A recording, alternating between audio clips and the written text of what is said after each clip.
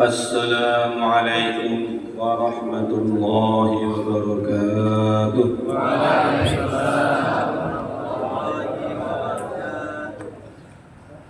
Innal hamdalillah nahmaduhu wa nasta'inuhu wa nastaghfiruh wa nu'minu bihi wa natawakkalu alayhi wa na'udzu bihi min shururi anfusina wa min sayyiati a'malina man yahdihillahu fala mudilla lahu wa man yudlilhu fala hadiya lahu. Ashhadu an la ilaha illallah wahdahu la sharika lahu وأشهد أن سيدنا ومولانا وحبيبنا محمدا عبده ورسوله اللهم صل وسلم وبارك على سيدنا محمد وعلى آل سيدنا محمد كما صليت وسلمت وباركت على سيدنا إبراهيم وعلى آل سيدنا إبراهيم في العالمين إنك حميد مجيد. قال الله تبارك وتعالى إن الذين قالوا ربنا الله ثم استقاموا فلا خوف عليهم ولا هم يحزنون أولئك أصحاب الجنة خالدين فيها جزاء بما كانوا يعملون. وقال النبي صلى الله عليه وسلم الراحمون يرحمهم الرحمن ارحموا من في الأرض يرحمكم من في السماء أو كما قال النبي صلى الله عليه وسلم. Bapak-bapak, ibu-ibu, hadirin hadirat, sesepuh bini sepuh, ustad-ustad, ustadzah-ustadzah, serta seluruh santri putra-putri, hafizakumullah, akramakumullah, baraka fikumullah. Alhamdulillah,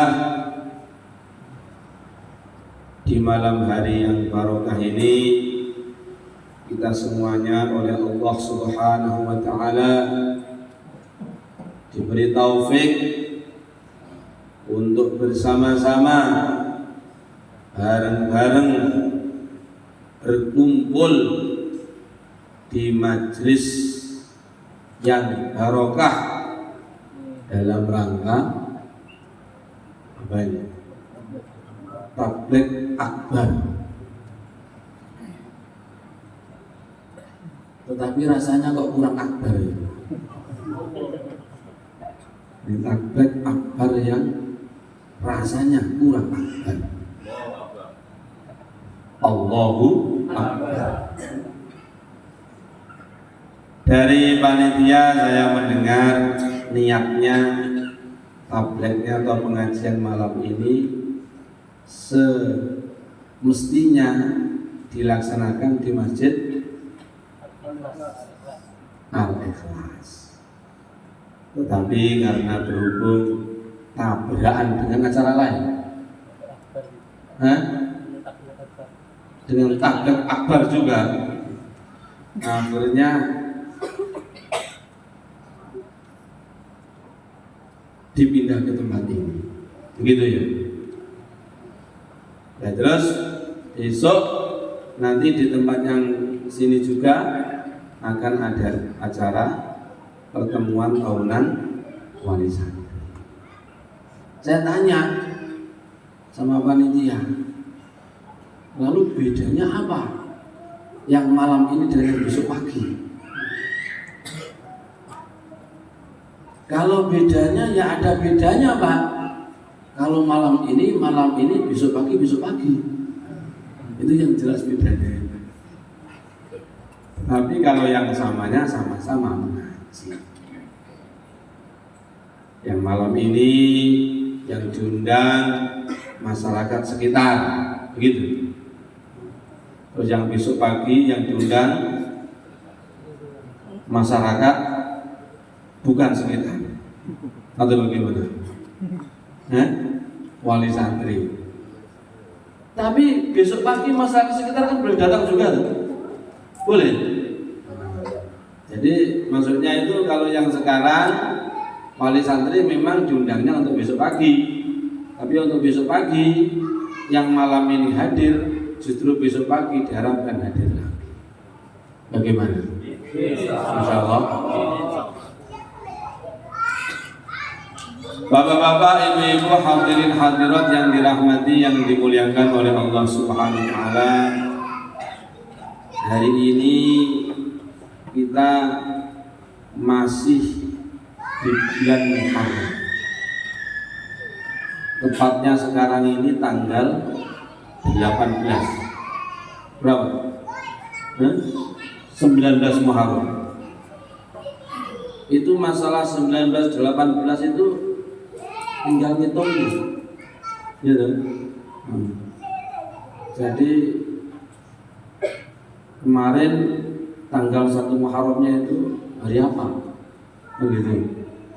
Sebagaimana Idul Adha kemarin itu.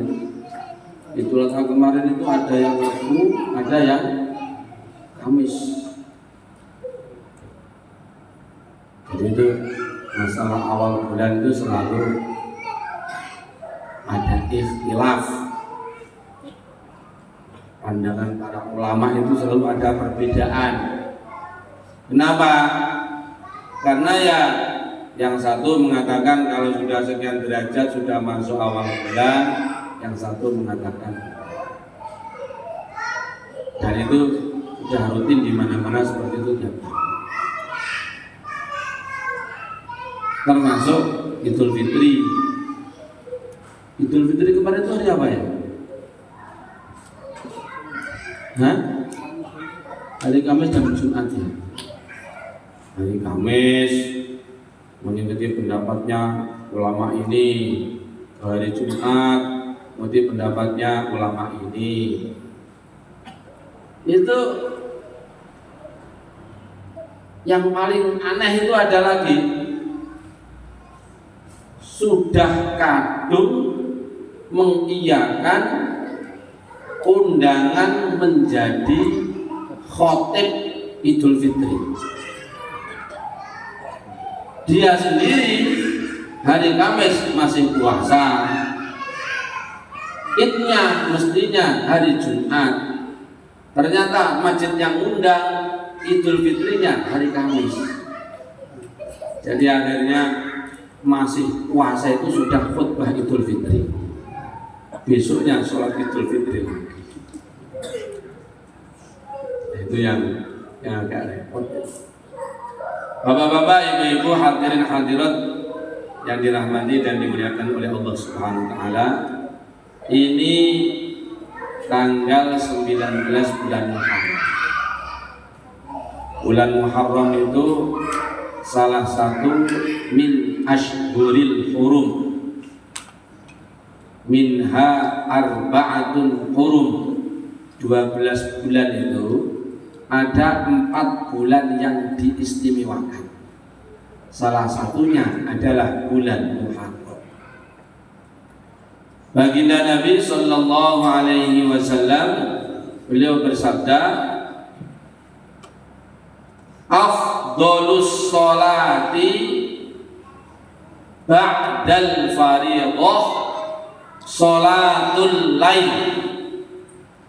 Sholat yang paling utama setelah sholat fardu adalah sholat malam, yaitu sholat tahajud.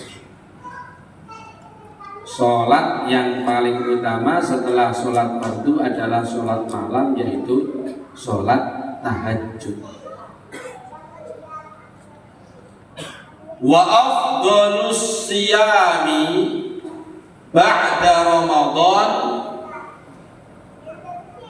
siyamu syahrillahil muharram. Sedangkan puasa yang paling utama setelah puasa Ramadan yaitu puasa di bulan Muharram. Jadi kalau sholat yang paling utama setelah sholat fardu adalah sholat malam, tahajud. Nah, kalau puasa yang paling utama setelah puasa fardu, puasa Ramadan, yaitu puasa di bulan Muharram. Di dalam sebuah hadis disebutkan di dalam kitab At-Targhib wa Tarhib, Nabi bersabda, barang siapa puasa 1 hari di bulan Muharram, jadi mulai tanggal 1, 2, 3, 4, 5 sampai Muharram yang paling akhir, kok puasa 1 hari? Puasa 1 hari itu diberi pahala seperti puasa 30 hari. Berarti maknanya kalau puasanya 10 hari diberi pahala sama dengan puasa berapa hari? Berapa hari? 300 hari. Nah kalau 30 hari berapa? 900 hari. Berarti kalau seluruh Muharram itu kok berpuasa, maka nanti sama dengan puasa 900 hari, seperti puasa hampir 3 tahun. Saking besarnya pahala puasa di bulan Muharram. Kemudian khusus tanggal 10 Muharram, Nabi bersabda, man shoma Asyura yukaffirus sanatal madiyah. Berpuasa di hari 10 Muharram, maka itu menjadikan Allah mengampuni dosa-dosanya selama 1 tahun. Dosa-dosanya 1 tahun diampuni oleh Allah. Ya kalau begitu sudah Pak, kalau sudah ada janji dosa-dosa diampuni selama 1 tahun, kalau begitu saya tak bebas aja selama 1 tahun, mau dosa, mau maksiat, mau ngerjakan ini terserah, yang penting tanggal 10 Muharram puasa. Mau dugal, mau ndak salat, mau ndak ngaji, terserah, yang penting 10 Muharram puasa. Oh, tidak begitu. Tidak begitu. Itu kamu memahami hadis tetapi ngawur, tidak dengan panduan pemahaman para ulama, tidak dengan panduan pemahaman para sahabat yang mereka mendapatkan pemahaman dari yang mulia baginda Nabi. Jadi diampuni dosa-dosa 1 tahun Dosa itu kata para ulama itu terbagi dua. Ada shaghair, ada kabair. Shaghair itu maksudnya dosa-dosa kecil. Shaghiratun, shaghiratani, shaghair. Jadi shaghair itu jamak daripada shaghiratun, dosa-dosa kecil. Lalu selain dosa-dosa kecil ada namanya kabair, kabiratun, kabiratani, kabairu, dosa-dosa besar. Lah, yang diampuni oleh Allah dosa setahun dengan puasa Asyura, shaghair, dosa-dosa kecil. Yang diampuni oleh Allah 2 tahun dengan puasa Arafah, shaghair, dosa-dosa kecil. Innal hasanati yudhibnas sayyi'at. Di dalam ayat Al-Quran, kalau kita itu mengerjakan amalan-amalan kebaikan, itu menjadi dosa-dosa diampuni oleh Allah. Dosa yang mana? Shaghair, dosa-dosa kecil. Adapun kabair, dosa-dosa besar, itu kata para ulama harus bertobat. Dan tobatnya itu harus sesuai. Tidak sholat itu dosa besar. Bentuk tobatnya bagaimana? Jangan lagi tidak sholat, sholat terus. Lah kok katanya mau bertobat dari meninggalkan sholat, kok masih tidak sholat lagi? Itu namanya belum bertobat. Mencuri dosa besar. Bagaimana cara bertobatnya? Yaitu tinggalkan mencuri, jangan lagi mencuri, dan seterusnya. Dan seterusnya seperti itu. Jadi di antara bentuk taubat daripada dosa besar, meninggalkan dosa itu. Nah, kemudian ada lagi dosa itu walaupun kecil, tetapi kalau disertai dengan meremehkan itu naik pangkat, berubah jadi dosa besar. Menggosok sandal, cuman gosok, enggak apa-apa. Nah, dilakukan dengan meremehkan, langsung jadi dosa besar. Langsung jadi dosa besar. Menggunjing, cuman menggunjing, dilakukan dengan meremehkan, langsung berubah jadi dosa besar. Jadi kalau ada orang memahami hadis tadi kok mengatakan, sudah, yang penting puasa Asyura 10 Muharram, selain itu mau maksiat, mau dosa, mau melanggar, tidak apa-apa, terserah.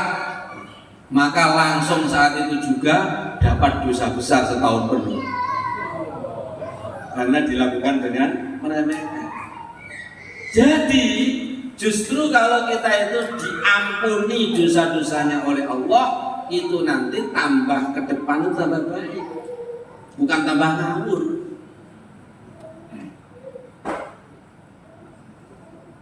Maka suatu hari itu Asyura tanggal 10 Muharram, itu begitu banyak peristiwa-peristiwa besar. Nabi Adam diturunkan dari surga ke muka bumi, lalu bertobat, Rabbana zalamna anfusana wa illam taghfir lana wa tarhamna lanakunanna minal khasirin. Itu dikatakan Nabi Adam itu dosa sekali, nangisnya 70 tahun, bertobatnya berkali-kali. Nabi Adam itu salah sekali dikeluarkan dari surga. Lah kita ini salah berkali-kali tapi mau masuk surga. Jadi gimana ini? Nabi Adam itu hanya salah satu kali tok, itu pun dikeluarkan dari surga. Lah kita ini salahnya enggak bisa dihitung berkali-kali, tapi mintanya masuk surga.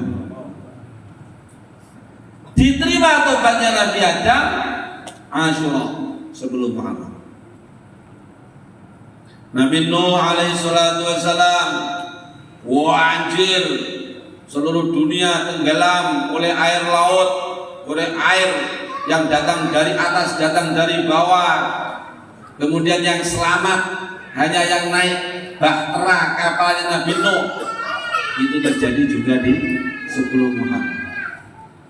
Nabi Ibrahim alaihissalatu wassalam dibakar 40 hari 40 malam, selamat, tidak hangus sedikit pun. Itu juga 10 Muharram. Oleh karena itu, yang memperingati 10 Muharram itu bukan hanya umat Islam, tetapi juga orang-orang Yahudi. Ini yang punya anak-anak kecil ini gimana ini bagusnya ini? Kita ngaji di sana juga ngaji masalahnya. Nah itu tidak kalah kuat itu ngajinya itu dengan saya. Bagaimana bagusnya ini? Apa sama-sama dikasih speaker aja, biar sama-sama terdengar suaranya ngajinya. Maka orang Yahudi itu 10 Muharram, Asyura itu juga puasa. Maka suatu hari seorang sahabat itu datang menghadap kepada baginda Nabi sallallahu alaihi wasallam. Ya Rasulullah, ternyata yang memperingati 10 Muharram dengan berpuasa itu bukan hanya kita orang Islam, tetapi juga orang-orang Yahudi berpuasa di tanggal 10 Muharram. Sedangkan baginda Nabi itu bersabda, wa khaliful yahuda wan nasara, selalulah kamu berbeda dengan orang-orang Yahudi, orang-orang Nasrani. Maka Nabi langsung bersabda, kalau begitu tahun depan saya niat puasanya bukan hanya tanggal 10 Asyura, tetapi juga tanggal 9-nya Asyura. Oleh karena itu kata para ulama, kalau bulan Muharram itu minimalnya itu puasanya itu 2 hari, tanggal 9 dan tanggal 10.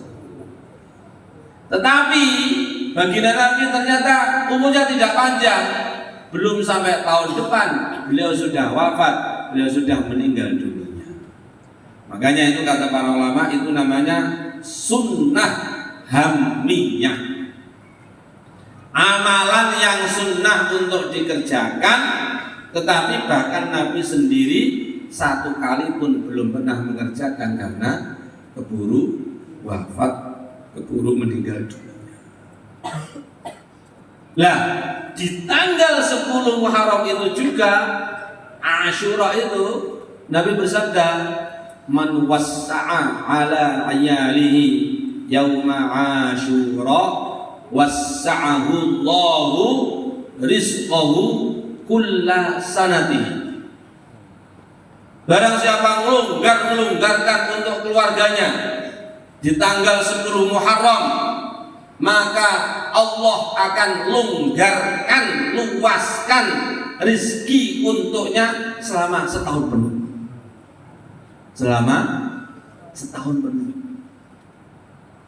Dan ini alhamdulillah banyak orang-orang dari Temboro itu sudah merasakan mujarabah barokahnya melonggarkan untuk keluarga di 10 Muharram. Itu kok diberi kemudahan, kelonggaran rezeki selama setahun penuh.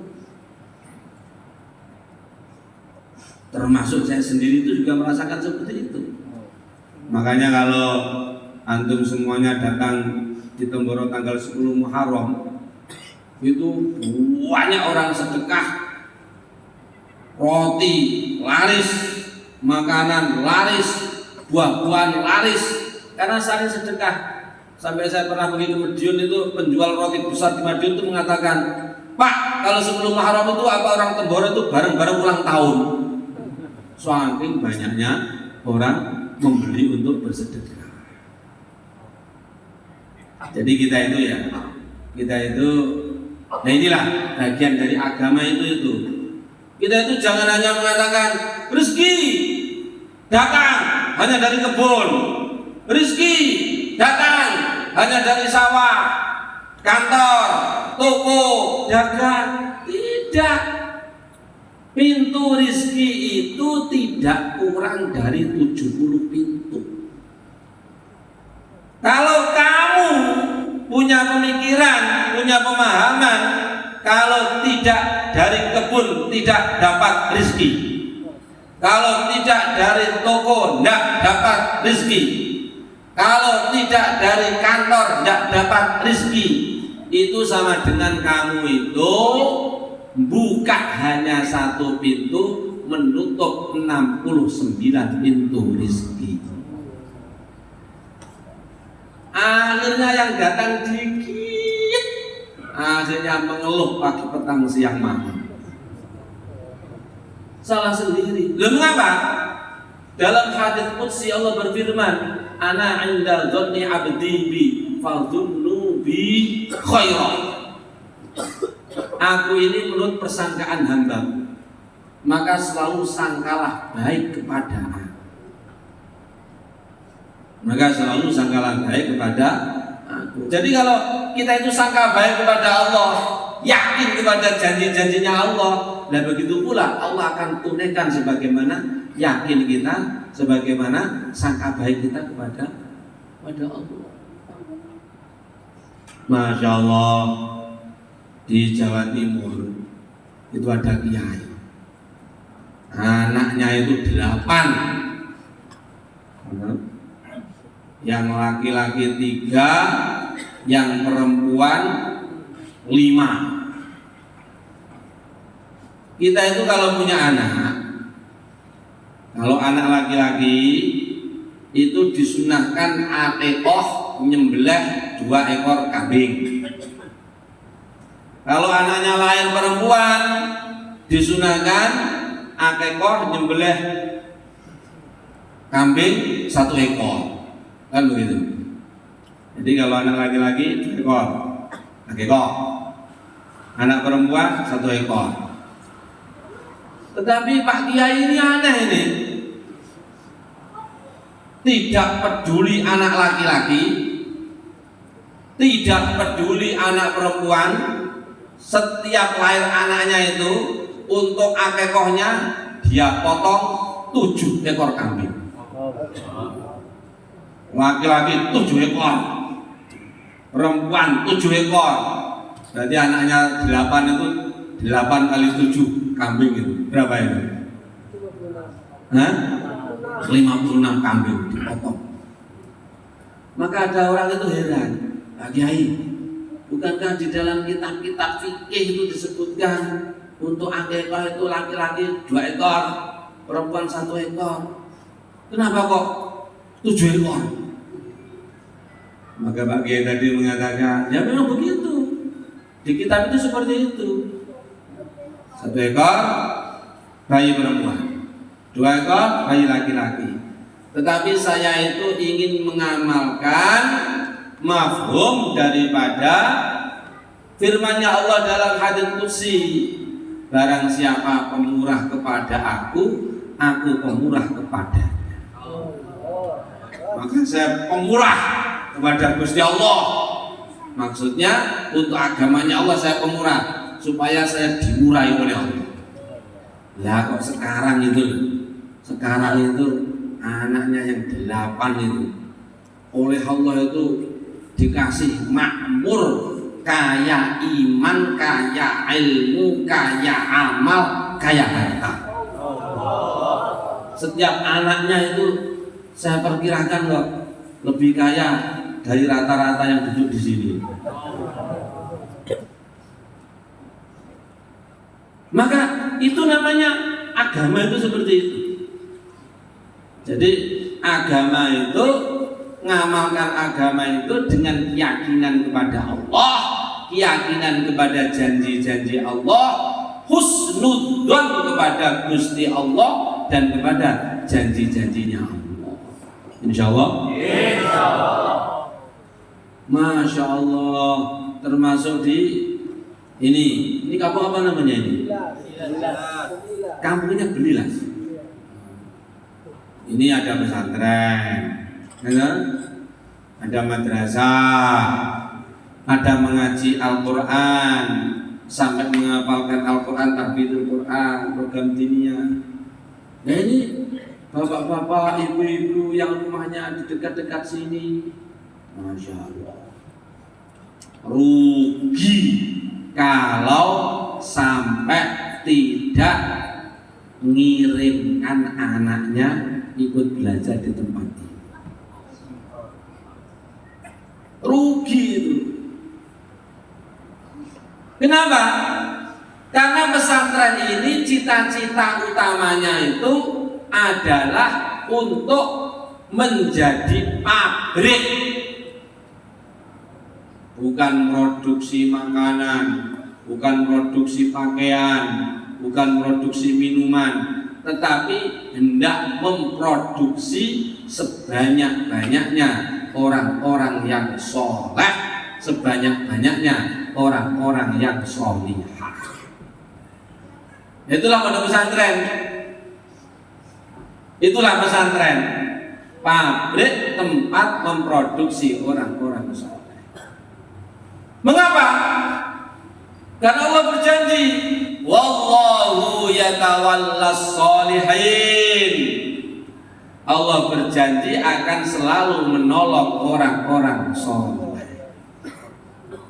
Berarti maknanya kalau kita ngirim anak kita mengaji di tempat ini, belajar di tempat ini, itu sama dengan mendaftarkan anak kita untuk menjadi orang yang akan selalu ditolong oleh Allah. Sekolah di sana, sekolah di sini, sekolah di sana, sampai macam-macam itu belum ada jaminan. Tapi kalau sudah jadi orang soleh, pasti ditolong oleh Allah.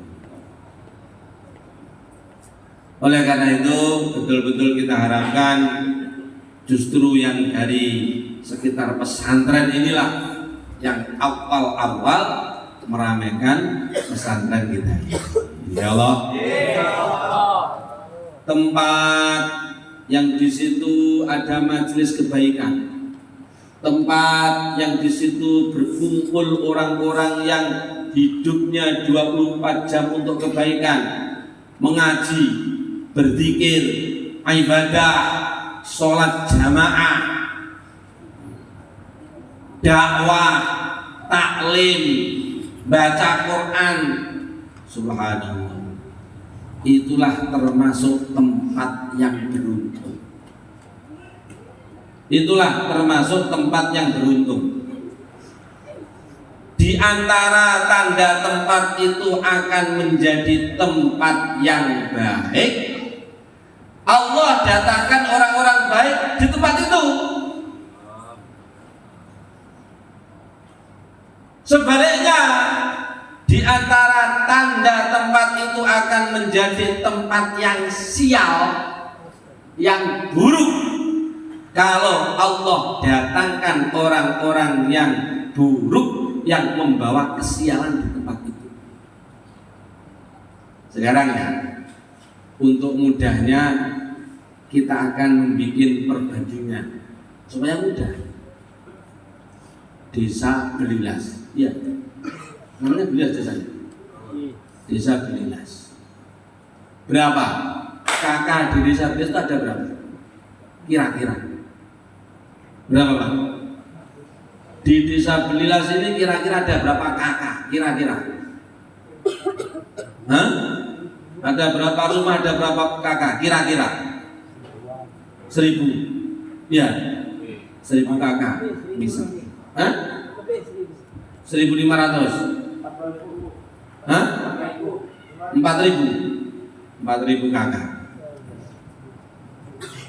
Di desa Belilas ada 4.000 kakak misalnya. Kemudian ini sekarang kita di bulan Agustus, bulan kemerdekaan. Saya kemarin di Bandara Yogyakarta itu sekitar jam 10 itu semuanya berdiri untuk bareng-bareng menyanyikan lagu Indonesia Raya. Jadi kita itu jadi orang Indonesia itu bersyukur, Pak. Betul-betul bersyukur. Kenapa? Karena orang Indonesia itu adalah negara yang mayoritas penduduknya Muslim. Barang siapa Muslim mati dalam keadaan Muslim, akan datang waktu suatu saat pasti dimasukkan ke dalam surga. Walaupun mungkin ada yang mampir dulu ke neraka, mungkin hanya 1000 tahun. Semoga tidak. Tetapi berapa lama pun asal Muslim mati dalam keadaan Muslim akan masuk surga. Makanya saya itu selalu mengatakan beruntung menjadi orang Indonesia. Mengapa? Insya Allah termasuk penduduk surga terbanyak itu nanti orang Indonesia. Ya enggak? Sekarang antum pergi ke kuburan mana saja, kuburan di Betilas, itu pusaranya itu kebanyakan Muslim atau non Muslim? Hampir semuanya Muslim. Tetangga sebelah di Jawa, Pangkalan Kasep, Pangkalan Kasep. Itu kuburan di sana mayoritas Muslim atau non Muslim? Muslim. Berarti di seluruh Indragiri Hulu itu mayoritas kuburan itu pusaranya itu mayoritas Muslim. Berarti maknanya calon penduduk surga itu. Makanya anda jangan heran di surga, ketemu sama orang Indragiri. Jadi insya Allah itu mayoritas penduduk surga itu ya orang Indonesia itu. Masya Allah. Jadi begini, setelah bulan Agustus, bulan September, dalam 1 bulan ada 4 minggu, 4 pekan. Di Belilas ada 4.000 kakak. Di bulan September minggu pertama di desa ini datang 1.000 orang pencuri tinggal di sini. Di minggu kedua, minggu berikutnya datang di desa Belas ini 1.000 orang rampok tinggal dan menetap di desa ini. Minggu ketiga datang 1.000 orang pembunuh tinggal dan menetap di desa ini. Akhir bulan September datang lagi 1.000 orang tukang merkosa wanita tinggal di desa ini. Kira-kira nanti bulan Oktober Belilas itu menjadi apa? Kira-kira jadi apa kira-kira? Rusak gak karu-karuan itu. Jadi kalau Allah datangkan orang-orang jahat, orang-orang buruk, itu pertanda memang di situ akan dijadikan oleh Allah tempat yang sial, tempat yang buruk. Sebaliknya, kalau Allah datangkan orang-orang baik, itu termasuk tanda bahwa tempat itu akan menjadi tempat yang baik. Sekarang santri datang di pesantren, ngaji, sholat, baca Quran, wirid, sholawatan, istighosah, ibadah, dakwah, itu baik atau buruk? Ustadz ngajar di sini, mendidik santri, bikin masail, ngaji TA, TPA, itu baik atau buruk? Maka disyukuri. Adanya pesantren ini disyukuri. Alhamdulillah, kok di sini oleh Allah didatangkan orang-orang yang baik. Itu disyukuri itu. La in syakartum la azidannakum. Semakin kita bersyukur nanti akan semakin ditambah kebaikan-kebaikan oleh Allah Subhanahu wa taala. Jangan kita itu jadi orang cuek. Sudah pesantren mau hidup mau mati tidak peduli. Oh, jangan gitu. Jangan gitu. Itu nanti kita itu di akhirat itu akan ketemu dengan Rasulullah. Dan itu Rasulullah antara lain insya Allah itu akan bertanya, wahai orang Sumatera, wahai orang Indragiri, saya itu di dunia dulu punya pesantren, yaitu di desa Belilas. Bagaimana? Apakah kamu pernah ikut membantu, memikirkan, mendoakan? Kok toleh, karena waktu di dunia tidak pernah ikut mikir, langsung tempeleng sama Nabi. Plak!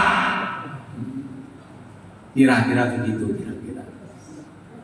Tetapi kalau bisa ditanya seperti itu, ya Rasulullah, benar, saya mendoakan siang malam.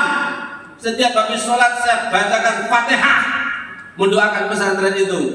Bahkan bukan hanya itu, apa yang bisa saya bantukan, moral, material, lahir, batin, saya bantu untuk pesantren itu. Maka dirangkul oleh Nabi, kamu benar-benar umatku yang perlu dibanggakan. Bagaimana gembiranya kalau seperti itu? Yang muliakan Allah SWT, dan memang seperti itu. Mafhum hadis itu menyebutkan seperti itu. Ini kan gambaran dari saya, tapi kurang lebih seperti itu nanti di akhirat. Maka yang muliakan Allah Subhanahu Wa Taala, kita bersyukur, khususnya masyarakat yang dibeli ini bersyukur bahwa di sini ada pesan. Dan itulah yang dulu dilakukan oleh penduduk Madinah Munawwarah bulan Muharram 1445 tahun yang lalu. Nabi itu baginda Nabi dakwah di Makkah 13 tahun. Orang Makkah itu waktu itu tidak mau nerima, malah nolak, malah ngusir-ngusir. Yang namanya Masjidil Haram, tempat berkumpulnya orang itu untuk kegiatan macam-macam boleh, tetapi untuk kegiatan dakwah itu tidak boleh. Sehingga 13 tahun itu Nabi tidak pernah bayan ijtima'i di Masjidil Haram, itu tidak pernah waktu itu. Mengapa? Takbirnya Abu Jahal. Ya dilarang sama takbirnya. Ini tidak boleh dianul ya, dianalogikan. Sekarang ada jemaah Indragiri, jemaah Belilas, keluar satu masjid, ditolak nggak boleh bayar. Oh, takbirnya Abu Jahal. Oh jangan, Abu Jahal itu dulu udah mati sekarang. Tidak boleh disamakan. Tetapi setelah hijrah ke Madinah di bulan Muharram seperti ini, 1445 tahun yang lalu, subhanallah, walladzina tabawwa'ud dara wal imana min qablihim yuhibbuna man hajara ilaihim wa la yajiduna fi sudurihim hajatan mimma utu wa yu'thiruna ala anfusihim walau kana bihim khasasah. Orang Madinah itu cinta, rindu dengan datangnya baginda Nabi. Sehingga begitu mereka mendengar Nabi telah berangkat hijrah dari Mekah ke Madinah, bahkan mulai beberapa hari sebelum Nabi datang, mereka tiap pagi itu nunggu, berjajar, berdiri di pagar kota Madinah, nunggu datangnya Rasulullah. Ternyata hari itu belum datang, pulang lagi, besok datang lagi, sampai beberapa hari. Begitu dipastikan Nabi datang, hampir seluruh penduduk Madinah itu menyambut dengan berdiri. Bukan hanya berdiri, manjat pagar, manjat atap rumah, manjat pohon. Dan itulah yang akhirnya kita abadikan setiap kali kita maulid, kita bersolawat, ada mahallul qiyam, waktunya berdiri, seperti sebelum ceramah pengajian bayan tadi. Bareng-bareng kita bersolawat sambil berdiri. niru amalan penduduk Medina pada waktu nyambut kedatangan baginda Muhammad. Maka kalau kita tadi berdiri itu sebenarnya masih kurang itu. Dalam hal semangatnya masih kurang. Mestinya ada yang naik apa? Naik pohon. Saking semangatnya. Hadza wa qad ihtasana al-qiyam 'inda dzikri maulidihi sallallahu alaihi wasallam fatuba liman kana ghayat liman kana ta'dhimuhu sallallahu alaihi wasallam ghayat maramihi wa marma. Demikianlah disunahkan, sangat dianjurkan oleh para ulama berdiri ketika maulid baginda Nabi. Fatuba liman kana ta'dhimuhu sallallahu alaihi wasallam ghayata maramihi wa marma. Sungguh beruntung orang yang mengagungkan, mencintai baginda Nabi, dia jadikan sebagai setinggi-tingginya cita-cita di dalam hidupnya. Tala'al badru alaina min thaniyatil wada'i wajaba syukru alaina ma da'a lillahi da'i. Menyambut kedatangan Nabi, menyambut kedatangan Nabi, muncul purnama di tengah-tengah kita, yaitu baginda Nabi. Wajib kita bersyukur selama masih ada orang berdakwah ngajak kita kepada iman, taat, ngamalkan agamanya. Maka kita berdoa berharap semoga tadi kita berdiri bareng-bareng itu oleh Allah dijadikan menjadi tonggak bangkitnya agama, khususnya di kampung Belilas ini, sebagaimana bangkitnya agama di Madinah Munawwarah. Sehingga akhirnya nanti bukan hanya Madinah yang munawwarah, Belilas munawwarah, Indragiri munawwarah.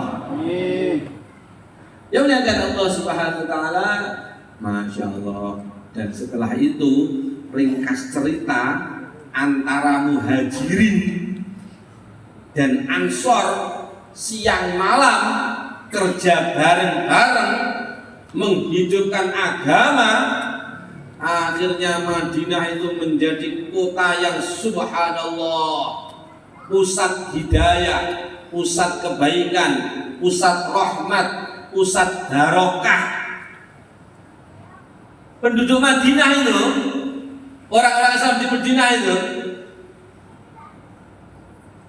bahkan yang paling rendah derajatnya itu kata Syekh Abdul Qadir Jailani, Sultanul Auliya, orang Madinah, para sahabat pada waktu itu, bahkan yang paling rendah derajatnya itu adalah raja-raja, ratu-ratunya, wali-wali selain sahabat. Mereka itu kalau sakit bukannya dijenguk oleh manusia, malaikat itu jenguk pagi petang. Sayyidina Imran bin Husain radhiyallahu taala anhuma, beliau itu sakit, baring di atas tempat tidur, tidak bisa kemana-mana. Teman-temannya mengatakan, kamu ini kasihan, sejak sakit tidak bisa kemana-mana. Jangan ngomong gitu kamu. Loh kenapa? Saya ini sejak sakit ini pagi petang dijenguk sama malaikat saya. Coba ini. Orang-orang jahat masuk Madinah tinggal 1 malam, 2 malam, 3 malam, keluar dari Madinah sudah jadi walinya Gusti Allah. Sampai debu-debunya itu jadi ubat. Bismillahirrahmanirrahim. Ardina miriqati ba'dina yushfa bihi saqimuna. Debu-debu Madinah itu jadi obat. Ibnu Zairan rahimahullah punya guru namanya Syed Muhammad Alawi Al-Maliki rahimahullah. Beliau itu kalau ada orang sakit minta obat macam-macam itu ambil air, kemudian diambilkan di Madinah itu, taburkan sedikit, kemudian didoain ini, Bismillahirrahmanirrahim, biriqati ba'dina, yashfa bihi saqimuna, minum, diminum sembuh. Coba itu, sampai debunya jadi obat, penduduknya barokah, suasananya barokah. Mengapa? Karena Madinah itu dipenuhi oleh kerjasama antara orang-orang Ansor, orang-orang Muhajirin, bareng-bareng kerjasama untuk mengamalkan agama, menghidupkan agama, memperjuangkan agama. Maka bapak-bapak, ibu-ibu, hadirin hadirat yang dirahmati dan dimuliakan oleh Allah Subhanahu wa taala, pesantren ini sebenarnya juga ada mirip-mirip seperti itu. Ini santri-santri ibaratnya muhajirin, ustadz-ustadzah ibaratnya muhajirin. Lalu ada bapak-bapak, ibu-ibu yang asli penduduk ketempatan sini, ibaratnya orang Ansor. Maka nanti kalau kerjasama siang malam, saling mendukung, saling menguatkan, saling menyemangati, bareng-bareng mengamalkan agamanya Allah, bareng-bareng memperjuangkan agamanya Allah, maka harapan kita betul-betul akhirnya nanti menjadi Belilas Munawwarah. Insyaallah ya kan? Saya kira itu saja pengajian malam ini. Semoga yang sebentar ini diterima, diberkahi oleh Allah. Kita doa sama-sama. Al-Fatihah.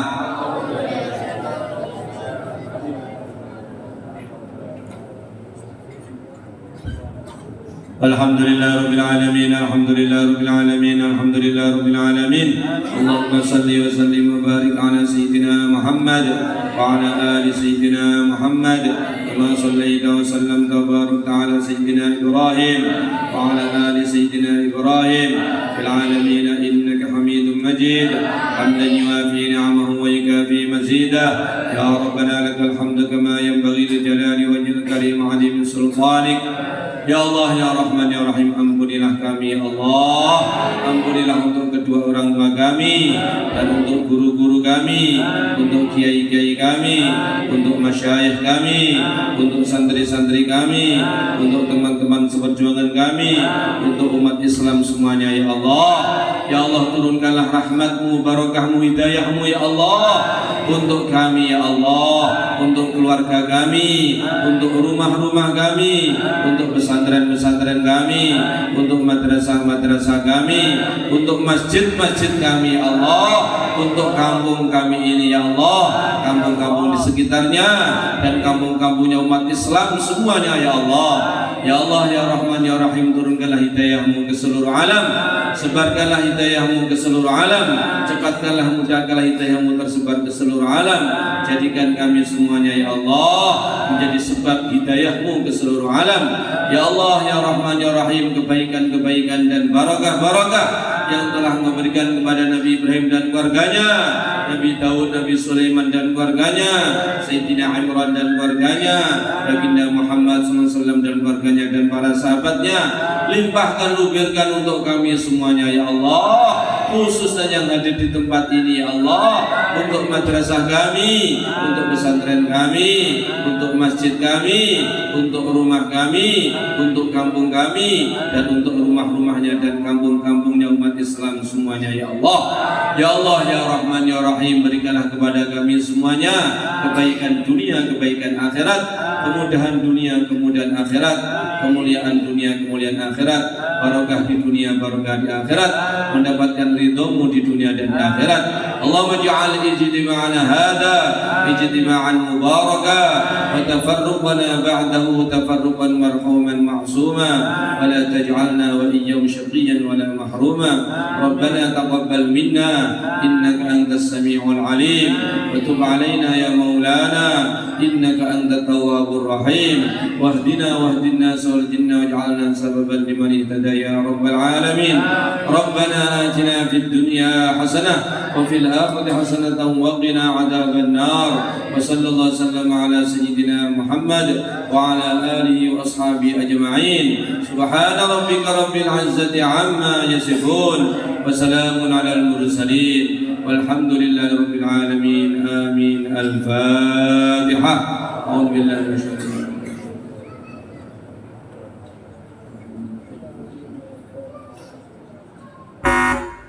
Ibu perlu musafaah? Hah? Masuk musafaah?